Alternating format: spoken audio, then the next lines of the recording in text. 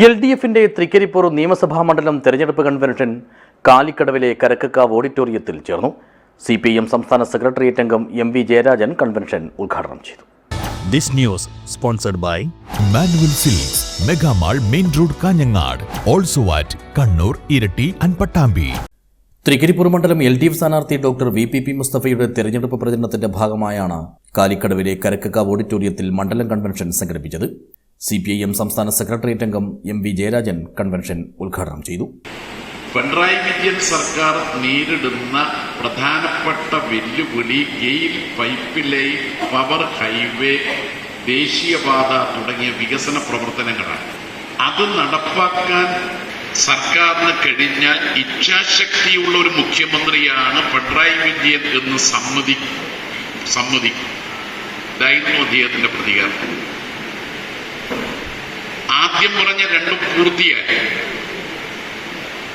മൂന്നാമത്തത് 1ഉം 2ഉം റീച്ച് പ്രധാനമന്ത്രി കഴിഞ്ഞ ദിവസം വന്നപ്പോ അതൊരു രാഷ്ട്രീയ ചടങ്ങാക്കി മാറ്റി കേരളത്തിലെ പൊതുമരാമത്ത് വകുപ്പ് മന്ത്രിയെ പോലും പരിപാടിയിൽ പങ്കെടുപ്പിക്കാതിരുന്നിട്ടും ജനങ്ങൾ ഉദ്ഘാടനത്തെ ഒരു ഉത്സവമാക്കി കോഴിക്കോടും കാസർഗോഡും മാറ്റിയപ്പോൾ നമുക്ക് തിരിച്ചറിയാൻ കഴിഞ്ഞു ദേശീയപാത യാഥാർത്ഥ്യമാകും. ചടങ്ങിൽ MP തമ്പാൻ അധ്യക്ഷനായി.